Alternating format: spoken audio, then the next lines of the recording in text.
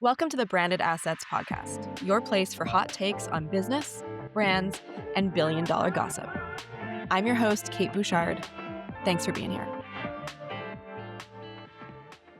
So, funny story. We were supposed to film a Rich Girl Rundown episode today in studio. We have it booked for a couple hours, and unfortunately, a stomach bug ran through at his house. My son started with a cough earlier this week, and as of today is fighting a fever. I'm still currently fine, but he's been coughing in my face constantly, so I don't know how long that's going to last. But we decided not to risk the stomach bug being passed around, so we're going to do probably a Zoom for the next Rich Girl Rundown episode.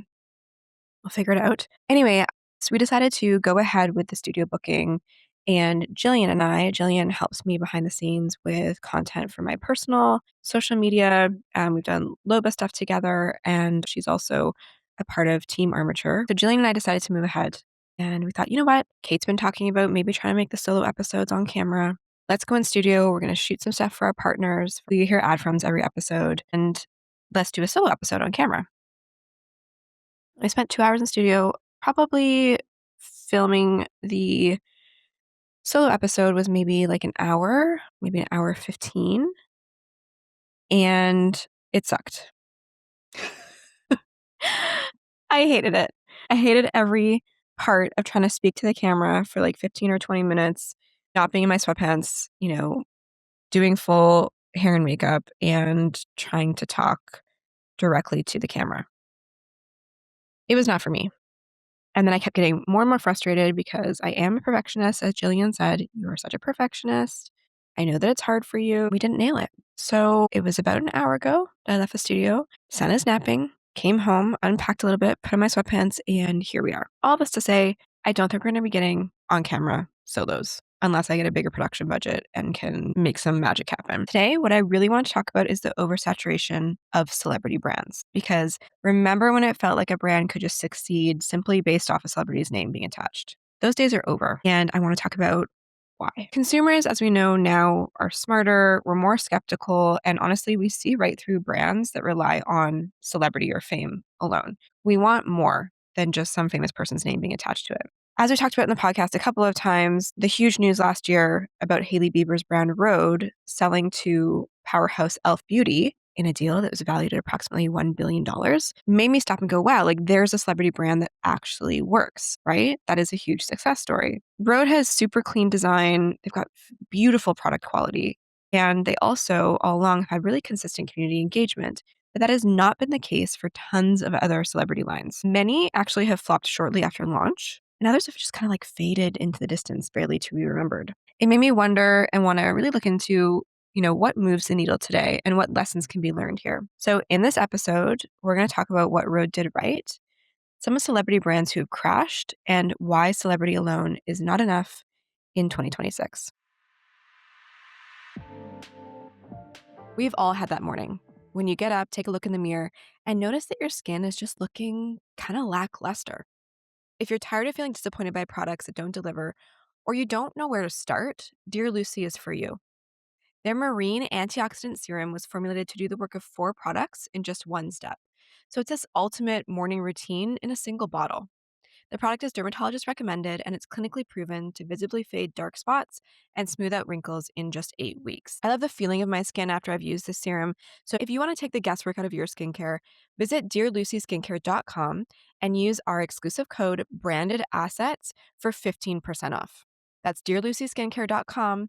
Code is BRANDEDASSETS for results you can count on in just 8 weeks. Okay, so we know there's an oversaturation of celebrity brands. It feels like every other week there's a new brand or a new product drop. They're definitely everywhere. And it is true that 76% of consumers are more likely to buy a product if it's endorsed by a celebrity. However, data shows that 60% of celebrity consumer brands launched over the last 6 years have either already shut down or they're struggling. So there's a high volatility behind all of this hype. You've got brands like KKW, Kylie Cosmetics, Fenty. Some succeed, but some plateau. I want to talk about 3 examples. The first is Good Clean Goop. So if you remember this was Gwyneth Paltrow's budget beauty line. And they tried to launch it as a mass market skincare extension of Goop, but they discontinued it less than 2 years after its retail partnership with Target ended. It really struggled to gain traction, And while it was at Target, it actually ranked in the bottom 15% of beauty brands there. To me, this is just a major target audience misalignment. Gwyneth and accessibility are just two things that we don't picture together. Her whole brand, her whole persona is based on upscale and privilege and aspiration. So launching in a market like Target just doesn't give the same vibe, and trying to launch a product that's mass market really isn't what Goop's all about and what Goop's known for. Another example is Skin by Kim. So this was Kim Kardashian's skincare and makeup line, and it actually shut down just over 3 years after it launched in 2022. And it was due to both lukewarm reception and also high pricing. The thing I remember most about this brand is, do you remember the packaging design? It was super minimal, like smooth geometric shapes. It was very in line with the house that her and Kanye built together, neutral, cold.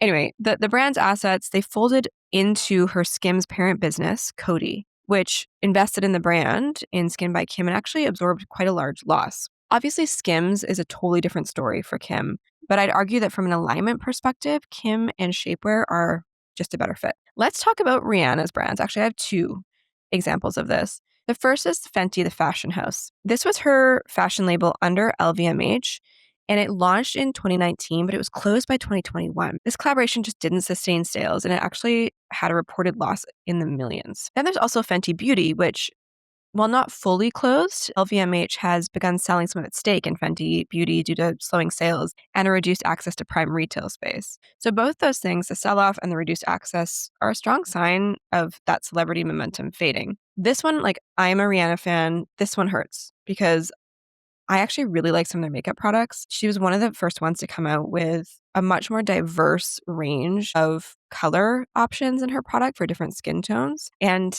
yeah, I think they had a lot of really good stuff happening here. We've seen less of Rihanna in public, and she's really been focused on raising her family.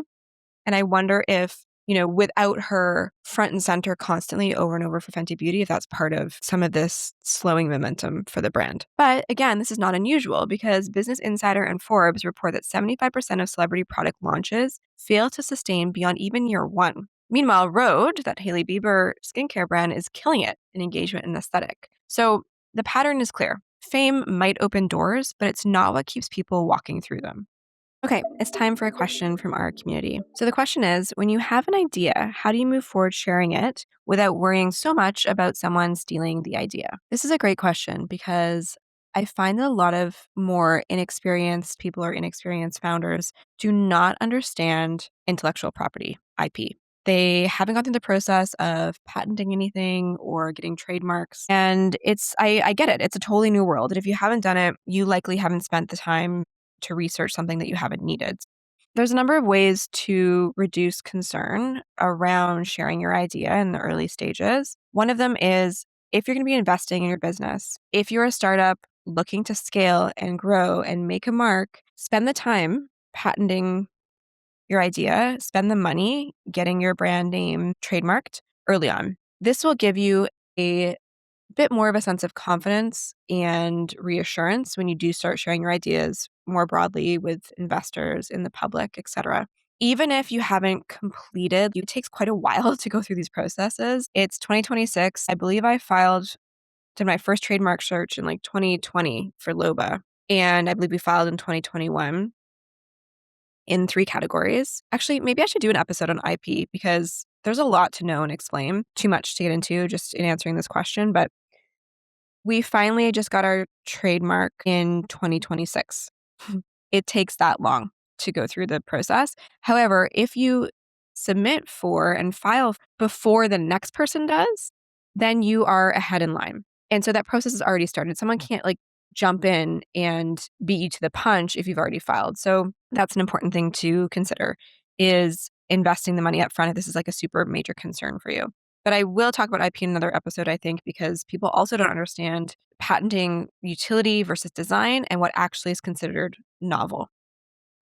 Anyway, back to the question. You absolutely can ask people to sign NDAs. Those are non-disclosure agreements. I, with Loba, definitely had people sign NDAs if I was paying them, if I was hiring them as a contractor, if they were working on the product, working on the code, doing the industrial design. Absolutely. If you're paying someone, get them to sign an NDA.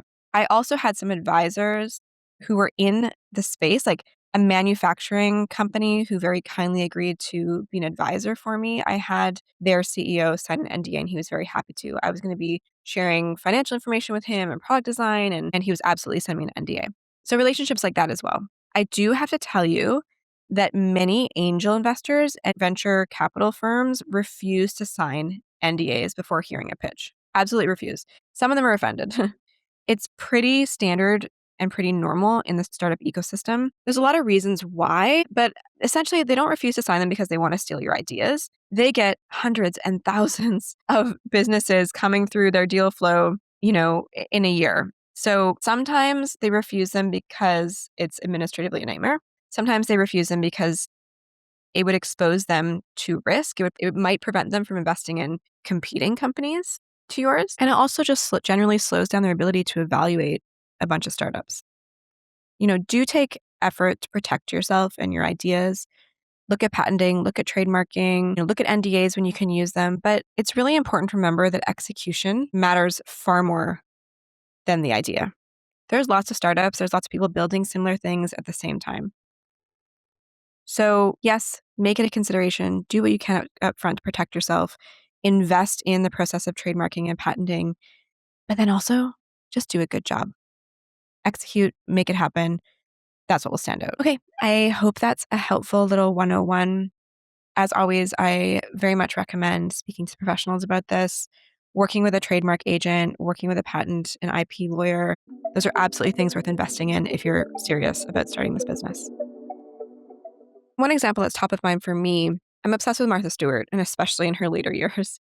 And she did a masterclass, which I recently watched. And she talks about how at some point, the Martha Stewart brand had become so much more than just her. People had to actually experience the recipes, the books, the products, the lifestyle in a way that was more than just Martha. Yes, she was the person who founded the brand and she's still at the center of it, but it became the company, the organization, and the brand became something so much bigger than just her. So why do these celebrity brands fail? Why are so many struggling after the first year? And why do so many shut or taper off into the distance after 6 years? I mean, outside the fact that business is just hard in general, I think there's a number of things happening here. One, when the product quality does not match expectations. Because consumers expect that if a celebrity puts their name on something, the product needs to just deliver. It's not just about looking good in photos or on social media.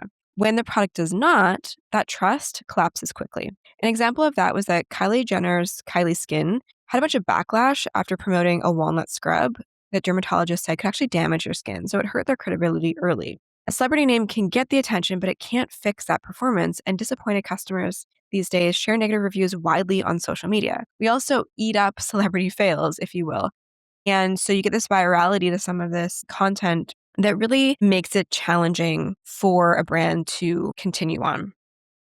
That really makes it challenging for a brand to recover from. The second I'd say is a lack of authenticity or really not having that brand alignment. And if the brand doesn't feel like a true extension of the celebrity's identity or their values or their lifestyle, people see it as a cash grab. Consumers today are much more sensitive to inauthentic marketing. And we're increasingly drawn to brands that genuinely feel connected to the celebrity or the known person making them, like not just slapping a logo on a product line. When that connection is missing, that's where the backlash happens. This is what happened with the Gwyneth Good Clean Goop and the Target disconnect as an example. A brand that feels fake or disconnected from what the celebrity actually uses or actually believes in often loses that credibility quickly. And then once people just try it out of curiosity, those repeat purchases really dry up. And repeat purchases are everything when it comes to consumer goods. The third is a misalignment with positionings. Yes, a celebrity can pull in an audience, but if the product isn't aligned with what the audience actually wants, like in terms of price, quality, or purpose, it's not going to be sustainable. Pricing that's too high can make consumers feel exploited or disappointed. And some celebrity brands position themselves as luxury, but then deliver subpar or mass market quality. You also see this happening vice versa. And either way, it confuses consumers and it weakens the value prop. Products need to solve a real problem for customers. Otherwise, they're just another vanity launch, and that doesn't earn loyalty. Even with a big name behind it, a brand still needs a clear target market fit. People need a reason beyond celebrity to buy and recommend, even though it might draw them in the beginning. So to sum it up, celebrity is a marketing shorthand, but it's not a good business strategy. Buyers today are looking for three things. We're looking for authenticity, we're absolutely looking for quality, and we're looking for story. Without those, the name doesn't really matter. Actually, I found this fascinating to learn. A recent study found that 82% of shoppers could not match the celebrities to the brands that they own, even for big names like Rihanna with Fenty, Kylie, or Selena's Rare Beauty. So this goes to show that celebrity name recognition doesn't automatically translate into brand recognition or loyalty. So many people focus on the star power, right? The headlines, how many followers someone has, but they ignore quality and execution. Branding, story, that alignment, those are all the things that actually drive loyalty. So what's the lesson here? I saw this when working with influencers for Loba. And we talked about this on a Rich Girl Rundown episode as well, is that, even though someone might have tens of thousands, hundreds of thousands, millions of followers, as a brand, when you're paying them to promote, when you're trying to leverage their celebrity name, don't assume that that famous name is enough, right? Focus on product, on design, on the quality, on the marketing and the consistency, your community. Build a great business and then use celebrity and influencers to help spread the word about that. But when it's celebrity first and those other things are missing, it really doesn't work, whether you're paying a celebrity or influencer to promote it or it's a celebrity or influencer line. The key takeaway here is that celebrity opens doors. Story, brand alignment keeps people interested, and really great execution can make them loyal. If you like this episode, I encourage you to share it with a celeb savvy friend, follow Branded Assets on Instagram, and leave a review or tag me with your favorite celebrity brand case study. Thanks so much for tuning in today. This felt so much better to just be at home, curled up in my chair, bringing you this episode. And I got to tell you, I was feeling super down after trying and failing to record this afternoon on camera. But here I am, bringing you the info, giving another try. And I would just say, don't be afraid of a do-over. Thanks for listening. Talk soon. That's a wrap on today's episode of Branded Assets. Power looks better when women are in the room, so thanks for listening. If you like what you heard, follow the show, share it with a friend, and join us on Instagram at Branded Assets. We're just getting started. I'm Kate Bouchard. See you next time.